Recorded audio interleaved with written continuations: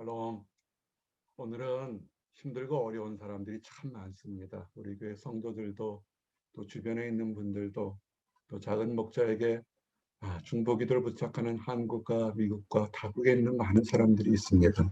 참 많은 편지들과 연락이 옵니다. 다 모든 사람들 다 평안할 것 같지만 가족이 아파서 부모가 아파서 형제 때문에 대인 관계 때문에 다 힘들고 있을 때 우리 크리스찬들이 어떻게 이 힘들고 어려운 것을 이겨낼 수 있을까를 생각해 봅니다. 그래서 오늘 말씀을 통해서 주여 이제 내가 무엇을 바라리요? 나의 소망은 주께 있나이다. 세상의 정치적인 것이나 환경이나 사람의 의지에도 그 모든 도움과 변화에는 한계가 있어서 나이가 먹어가고 세상 살아가면서 우리는 발견하게 됩니다. 그래서 오늘 짤막하게 소망은 하나님께 있음을 발견하면서 우리가 어떻게 할지 그 10가지를 간단간단 증거하게 보기를 원합니다.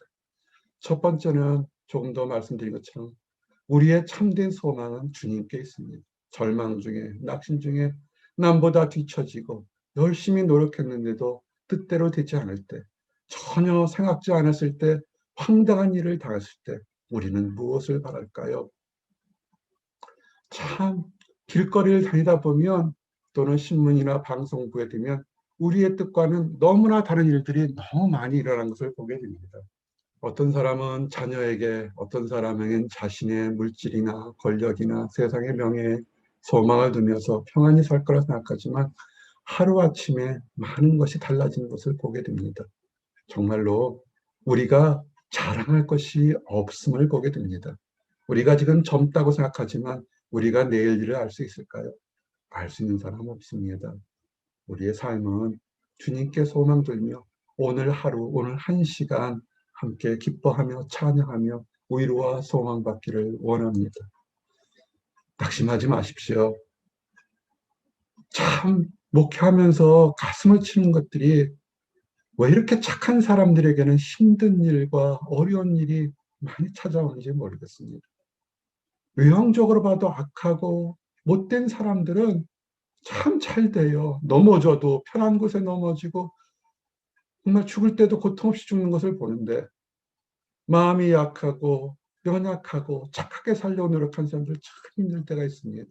세상 사람들은 조롱하죠. 하나님이 어디 있느냐. 그렇게 열심히 살아봤자 뭐 하겠냐고 우리를 조롱합니다. 그러나 낙심하지 마십시오. 우리 주님이 얘기합니다. 우리 안에 누가 있냐면 하나님이 주신 영혼과 위로와 생명의 영혼이 있습니다. 내 영혼아, 내가 어찌하여 낙심하며 어찌하여 내 속에서 불안해하는가. 우리가 지금 초조해하고 불안해하고 좌절하고 낙심하는 이 영이 내 마음속에 있는 내 것으로 생각하시죠. 그것은 아닙니다. 하나님은 얘기하시기에 하나님께 거듭난 사람들에겐 하나님을 영을 줬는데 그 영이 나와 여러분 안에 있는데 그 영은 내 것이 아니라 하나님이 빌려주고 하나님이 축복을 준 영인데 왜 그 속에서 불안해하는가라고 얘기를 합니다. 그러면서도 또 하나님 내 속에서 내가 모든 것을 계획하고 인도한 것이 있는데 왜 불안해하는가? 우리들의 사람의 판단으로는 이해할 수 없지만 하나님의 섭리 안에서는 정확히 1분 1초도 틀어나지 않고 하나님의 계획이 다 있습니다. 우리 주님이 이 땅에 오셔서 부활하셨던 첫 마디가 샬롬, 피스 비 우디오, 너에게 평강이 있을지어다. 평안과 평강을 주려는 것이 하나님의 계획인데 우리가 눈에 보이는 것 이해하지 못하기 때문에 우리는 불안을 하고 낙심하게 됩니다. 이럴 때 우리가 할 수 있는 것, 우리의 뜻이 판단이 다 이해되지 않을 때 하나님께 소망을 두십시오. 하나님의 뜻에 따라서 하나님의 방법으로 하나님의 장소에서 하나님은 도와주실 겁니다. 그래서 그 모든 과정을 지금도 전에도 앞으로도 보면서 하나님은 살아계시고 하나님은 나의 반석이심을 찬송하는 나와 여러분이 되실 겁니다. 잠잠히 바라보십시오. 힘든 사람 옆에서 주변 사람이 더 힘들어할 때도 참 많습니다. 당연하죠. 힘드니까요.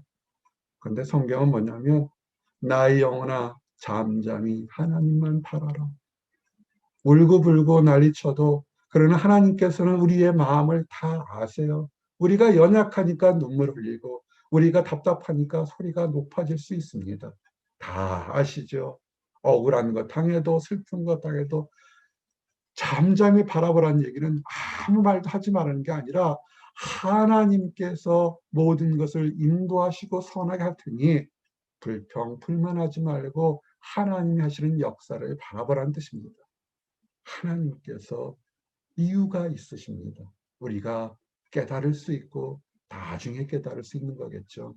하나님의 뜻을 바라보고 그럴 때 우리 안에 하나님을 바라보는 소망이 나오게 될 것입니다. 그리고 힘들 때 부르짖으십시오. 하나님, 주는 나의 소망이시오. 내가 어릴 때부터 신령이시라. 대부분 우리 하나님을 믿는 성도들이 어릴 때 또는 장성할 때 그들이 인생을 바꿔가며 하나님을 믿습니다. 그저 교회 문턱을 밟는 것이 아니라 하나님을 믿는 순간부터 세상의 삶과 단절되고 세상의 가치관을 뒤로 하고 하나님의 말씀과 약속을 잡고 좋은 날에 찬양하고 힘들고 어려운 날에 기도했던 것을 우리는 알고 있습니다. 지금 힘드시고 답답한 사람이 있습니까? 돌아보십시오. 우리를 붙잡아 주시고 지금까지 지내온 것이 하나님의 사랑인 것을 알고 우리를 돌아보아 달라고 다시 또 돌아봐 달라고 붙잡고 기도하시는 나와 여러분이 되기를 원합니다. 특별히 말씀을 붙잡으십시오. 나의 의지로는 한계가 있습니다. 주의 종에게 하신 말씀을 기억하소서. 하나님이 기억을 못할까요? 그것이 아니라 역설적인 표현일 겁니다. 하나님, 내가 주께서 내게 하신 말씀을 내가 아직도 기억하고 있사오니 그 말씀을 통해서 내가 소망을 가지고 있사오니 이 약속으로 소망 가지고 한 걸음 한 걸음 나갑니다. 우리가 이해하지 못할 수없이 많은 일이 있을 때 너희를 향한 나의 생각을 내가 안 하니 재앙이 아니라 평안이요 너희 장래에 소망을 주려 하는 것이라. 겉으로 드러나고 분명히 느끼는 것은 재앙이지만 그러나 그 말씀 뒤에 숨어있는 것들은 뭐냐면 하나님께 나와서 찾고 기도하고 간구할 때 하나님을 만나고 들어주실 거고 인도하실 거라는 하나님의 약속과 소망이 있다는 것을 우리 아시고 이럴 때일수록 더욱더 주님의 약속을 굳게 믿어 소망을 지키는 나와 여러분이 되기를 원합니다. Living hope죠. 살아있는 소망, 죽은 소망이 아니라 소망은 우리를 살게 합니다.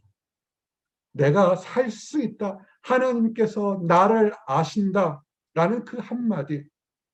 스데반 집사가 죽으면서도 돌에 맞으면서도 미소를 지을 수 있었던 건 뭐냐면 이 땅의 삶이 끝이 아니라 이 땅 삶 끝 위에는 천국 본향의 삶이 있고 그의 눈에는 영안이 열려서 모든 돌팔매하는 짓을 하는 사람까지도 용서하시고 그를 위해 피 흘리는 우리 주 예수님을 본 소망이 있었기 때문에 그가 마지막 순간에도 저들을 용서하도록 고백할 수 있는 희망과 능력이 있었던 겁니다. 우리가 어떻게 살아야 되겠습니까? 말씀을 붙잡기를 원합니다. 마지막 순간까지도 우리를 붙잡는 말씀으로 하나님 안에서 더욱더 부끄럽지 않고 뚜렷한 기쁨이 넘치는 소망을 우리가 가지기를 원합니다. 여기에는 인내가 필요합니다. 인내는 힘들고 어려울 때 인내는 연단은 소망을 이루는 줄 암이라는 우리 말씀을 통해서 우리가 지금은 인내할 때요. 지금은 기도할 때입니다. 소망 중에 즐거워하며 환난 중에 참으며 기도에 항상 있습니다.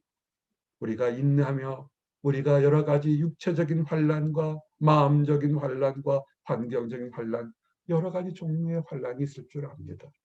이럴 때 혼자서 함께 가족이 교회가 이름을 불러가며 구체적으로 기도하기를 원합니다. 우리 지난주에 주일 설교한 것처럼 자발적 선행을 증거한 빌레몬에게 편집을 했던 사도 바울이 아주 구체적으로 이름을 불러가며 기도한 것처럼 여러분을 힘들게 하고 어렵게 하는 것들에 대해서 구체적으로 하나님께 아뢰며 기도함으로 소망이 더욱더 깊어지기를 원합니다. 그리고 중요한 거 두 가지 하겠습니다. 이 땅의 삶이 전부가 아닙니다. 우리는 순례자입니다. 크리스찬은 순례자입니다. 이 땅에 너무 많은 미련 갖지 마십시오. 돌아갈 때 아무것도 가지고 돌아가는 것이 없습니다. 이 땅에 살다가 돌아갈 때 우리는 아무것도 가지고 갈 것이 없습니다. 단지 하나 무엇이 다르냐면 크리스찬들에겐 부활에 대한 소망이 있다는 것입니다.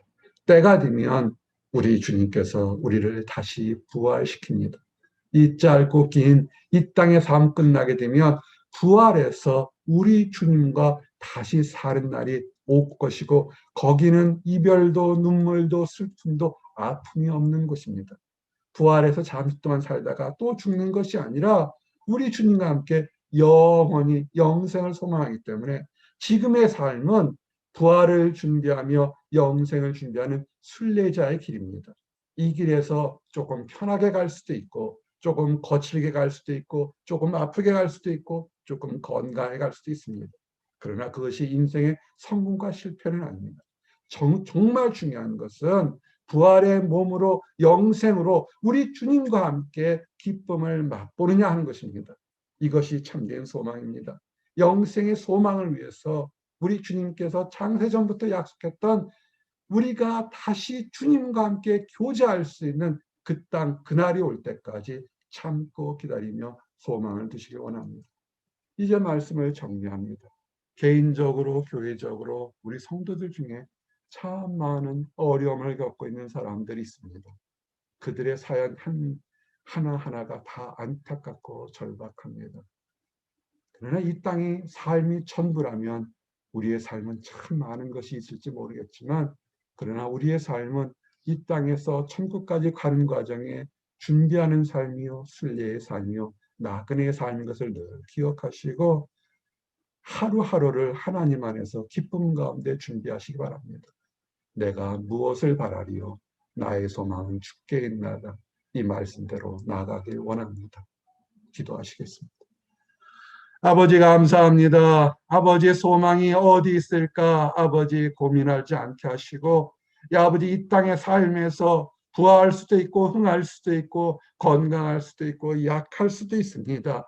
떳떳할 수도 있고 쫓길 수도 있지만 그러나 모든 삶의 과정 하나가 우리 주님의 약속하신 땅에 돌아갈 수 있는 그 땅을 준비하며 부활을 준비하며 영생의 나라에 들어갈 수 있는 하루하루가 될 수 있도록 인도하여 주시옵소서. 우리를 위하여 처소를 예비하셨던 우리 주님을 다시 만나는 그날까지 기쁘게 소망 가지고 살아갈 수 있도록 인도하여 주시옵소서.